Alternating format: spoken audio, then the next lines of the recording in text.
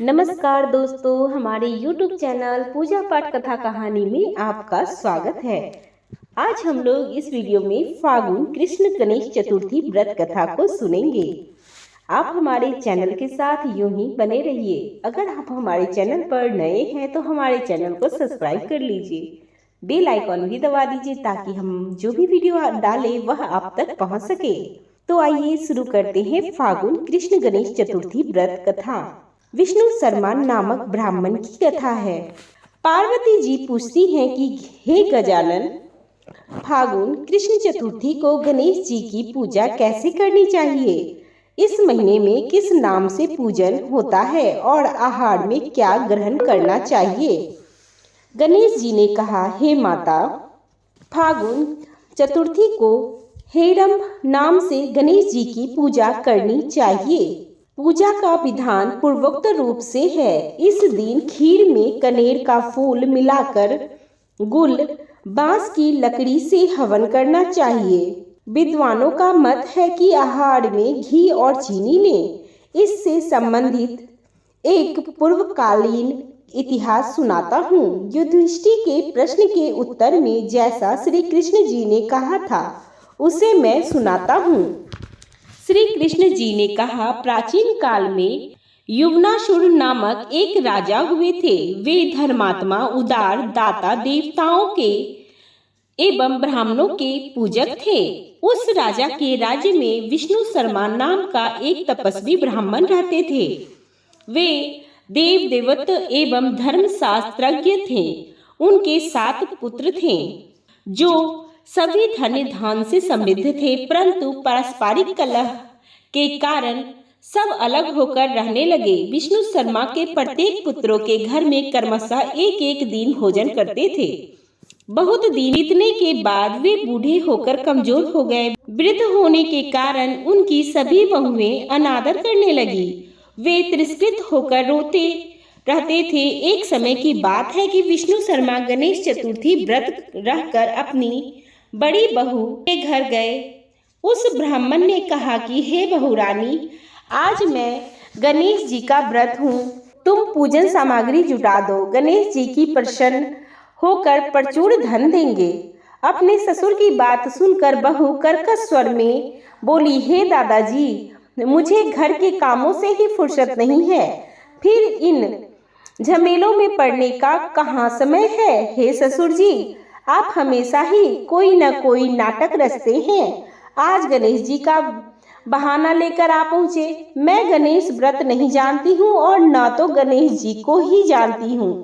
आप यहाँ से खिसकिए। इस प्रकार बहू की झिड़की सुनकर वह 6 बहुओं के घर बारी बारी से गए, परंतु सभी बहुओं ने वैसे ही बात कही। सभी जगहों से अपमानित होकर वह कृषकाय ब्राह्मण बहुत ही दुखी हुआ। इसके बाद वह सबसे छोटी बहू के घर जाकर बैठ गया। छोटी बहू बहुत ही धनहीन थी। वह संकोच में पड़कर कहने लगी। ब्राह्मण ने कहा कि अरे बहू रानी, अब मैं कहाँ जाऊँ? 6 बहुओं ने फटकार दिया है। तुम्हारे यहाँ तो व्रत सामग्री एकत्रित करने का कोई साधन नहीं दिख रहा है। मैं स्वयं बहुत वृद्ध हूँ। हे कल्याणी बहू, मैं बार बार सोचता हूँ कि इस व्रत से सिद्धि मिलेगी और सभी कष्टों का अंत होगा। अपने ससुर की बात सुनकर छोटी बहू कहने लगी, इतने दुखी क्यों हो रहे हैं? आप अपनी इच्छा के अनुसार व्रत कीजिए। मैं भी आपके साथ संकटनाशक व्रत को करूँगी। इससे हमारे दुखों का निवारण होगा। इतना कहकर छोटी बहू घर से बाहर जाकर भिक्षा मांग लाई। अपने और ससुर के लिए अलग अलग लड्डू बनाया। चंदन, फूल, अक्षत, फल, धूप, दीप, नैवेद्य और ताम्बूल उसने अलग अलग करके ससुर के साथ पूजन किया। पूजन करने के पश्चात उसने ससुर को सम्मान पूर्वक भोजन कराया। भोजन के अभाव में स्वयं कुछ नहीं खा पाई, निराहार ही रह गई। हे देवी, अर्धरात्रि के बाद उसके ससुर विष्णु शर्मा को एक दस्त होने लगे, जिसके उसके दोनों पैर पर छींटे पड़ गए। उसने ससुर के पैर धुलाकर शरीर पोंछे।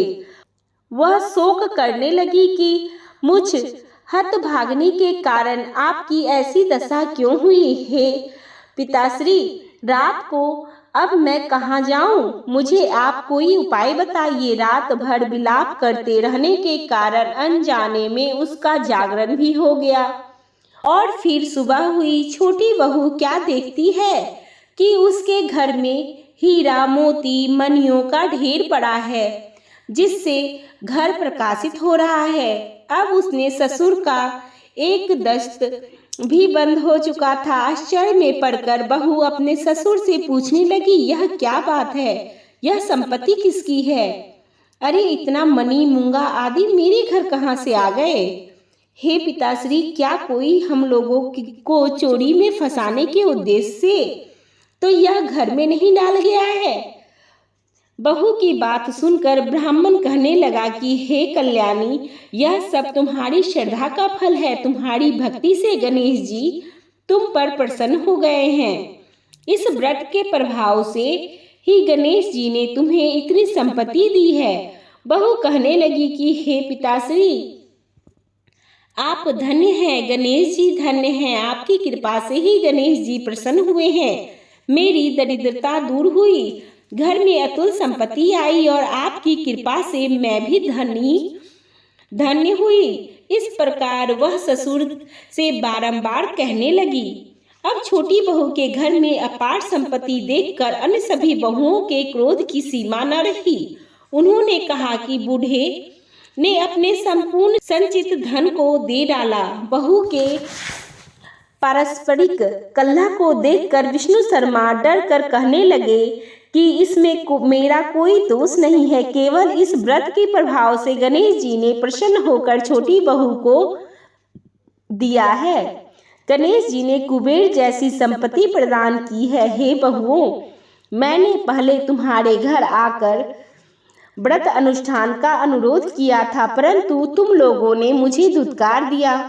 छोटी बहू ने भिक्षा मांग कर पूजन सामग्री जुटाई।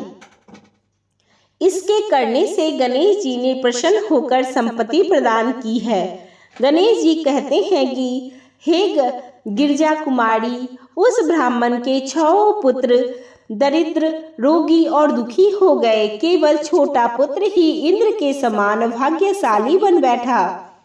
वे 6 आपस में होड़ करते हुए फागुन कृष्ण गणेश चतुर्थी व्रत करने लगे। इस व्रत के करने से वे सब भी क्रमशः धनवंत बनते गए। इसी प्रकार दूसरे लोगों भी जो इस व्रत को करेंगे, उनका घर भी धन्य धान्य से भरपूर होगा। श्री कृष्ण जी कहते हैं कि हे पुरुषोत्तम युधिष्ठिर, गणेश चतुर्थी व्रत के प्रभाव से राज्य की कामना करने वाले को राज्य की प्राप्ति होती है। इसीलिए हे राजन, आप भी इस व्रत को शीघ्र ही कीजिए। फलस्वरूप आप कष्टों से छूटकर राज्य का सुखो उपभोग करने लगेंगे।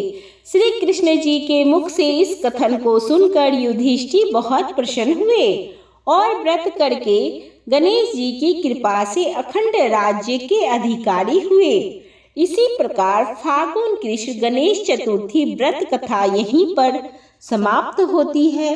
कथा को पूरी सुनने के लिए आप सभी का धन्यवाद। अगर आपको वीडियो पसंद आता है तो हमारे चैनल को सब्सक्राइब कर लें, वीडियो को लाइक कर दें, कमेंट में श्री गणेशाय नमः जरूर लिख दें।